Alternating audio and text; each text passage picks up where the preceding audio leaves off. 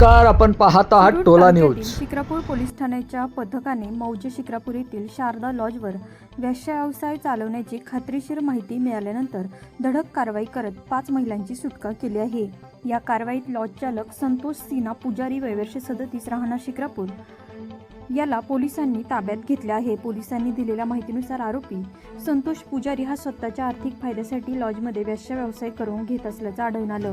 या प्रकरणी शिक्रापूर पोलीस ठाण्यात गुन्हा दाखल करण्यात आला आहे.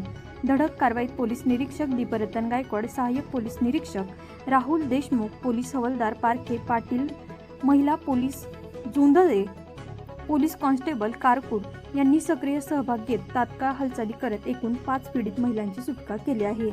या घटनेचा अधिक तपास शिक्रापूर पोलीस करत आहे. याबाबतची माहिती पोलिसांनी दिनांक 1 ऑगस्ट रोजी सायंकाळी 7:30 वाजण्याच्या सुमारास दिली आहे.